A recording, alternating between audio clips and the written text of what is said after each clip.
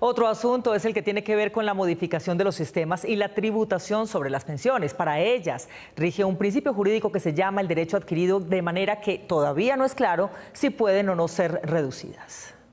Distintos gobiernos han intentado fallidamente tocar las pensiones, ya sea para modificar sus exenciones, subsidios o bajar los topes de salarios mínimos máximos a los que pueden acceder sus beneficiarios. En un nuevo round y bajo el mensaje de equidad que pretende dar la nueva reforma tributaria, se trata las pensiones como una renta cualquiera y se pone a contribuir más a los que reciben montos por encima de 10 millones de pesos. El espíritu de la reforma es justamente ese, tratar de hacer una redistribución de la riqueza cargándosela progresivamente a las personas que más tienen recursos. Eso a mí me parece positivo de cualquier forma. El recaudo que vas a tener de los pensionados de más de 10 millones de pesos no va a ser suficientemente significativo, uno, para compensar la totalidad del subsidio que reciben mensual. Sin embargo, esta medida tendría un pero en términos constitucionales si la Corte la revisa a la luz de los denominados derechos adquiridos. La lógica del derecho adquirido implica que cuando a ti te otorgan una pensión por haber cumplido los requisitos, esa pensión tiene que estar siempre y permanentemente sujeta a las reglas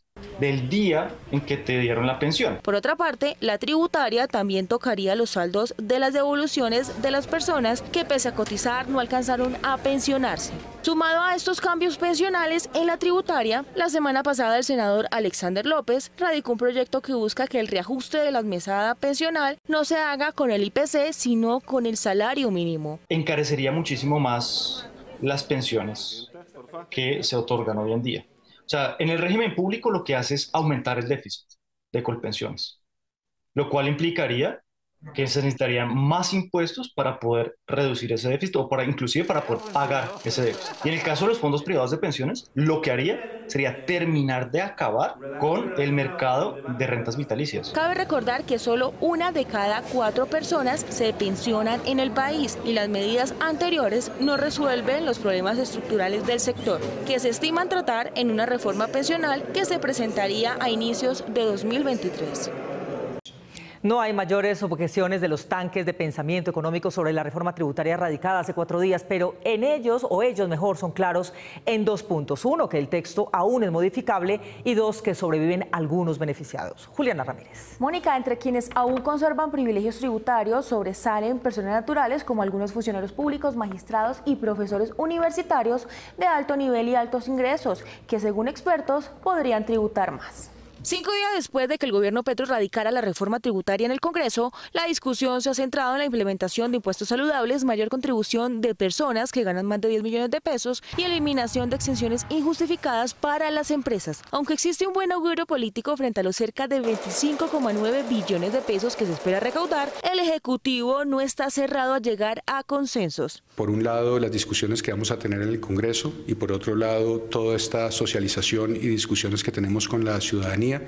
En ambos terrenos es donde la reforma gana legitimidad y, por supuesto, resultado de esas conversaciones pueden existir algunos cambios. Eliminar las exenciones a distintos sectores es algo que los expertos coinciden se estaba en deuda de hacer, pero no bajar la carga total a las empresas podría dificultar, según esos mismos expertos, la creación de empleos. Entonces, yo sí creo que la contrapartida de reducir las exenciones, ponerse un poco más en serio con los requisitos de las zonas francas cuando no están cumpliendo su papel, reducir en otras palabras beneficios que no están justificados, es poder mejorar las condiciones para el resto de empresas, que son la gran mayoría en el país que enfrentan una tasa tributaria muy alta, el 35%, deberíamos bajarla. Aspecto que está evaluando el equipo económico que lidera el ministro José Antonio Campo. Que el gobierno sí ha contemplado la posibilidad de que más adelante, dependiendo del recaudo que se genere con esta reforma, podría estudiarse la posibilidad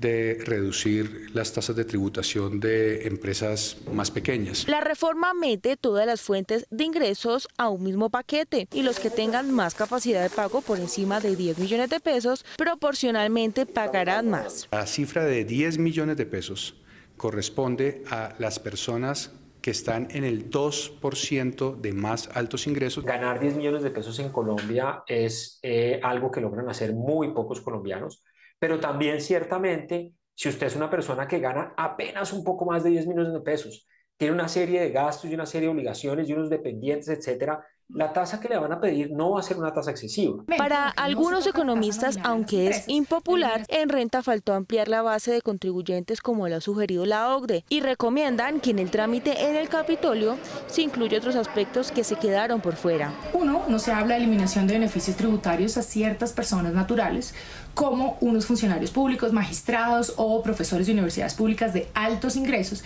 que cuentan con beneficios excesivos. Dos, no se menciona ningún ajuste tributario a gastos de representación. Los expertos ven como positivo los impuestos al patrimonio, que arrancan con una tasa de 0,5% que deben pagar las personas con patrimonios desde 3.000 millones de pesos.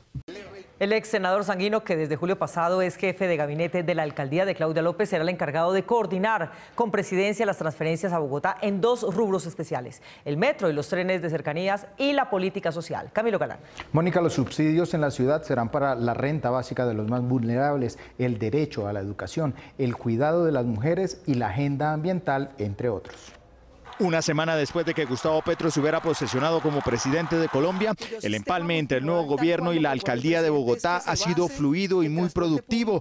Así lo hizo saber el jefe de gabinete de la alcaldía de Bogotá, Antonio Sanguino. Una era de cambios para Colombia.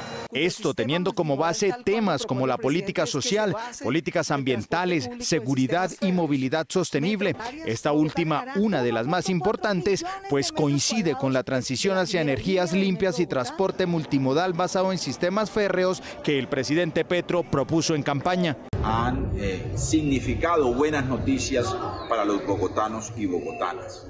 La más importante quizás será la continuidad del proyecto Metro en su primera y segunda línea, junto con los trenes de cercanía y todo el sistema férreo que modernizará estructuralmente el sistema de transporte público de los bogotanos y bogotanas. Adicionalmente, entre el gobierno nacional y el distrital, también se espera que puedan hacer confluir esfuerzos para avanzar en temas sociales, de educación y también ambientales. Una política social que incorpore renta básica, derecho a la educación superior de los jóvenes, sistema de cuidado de las mujeres de la capital, una innovación del gobierno de la ciudad y todo lo que tiene que ver con los temas de la agenda ambiental. Esta es la primera vez en la historia política de Bogotá que un gobierno alternativo en cabeza del presidente Gustavo Petro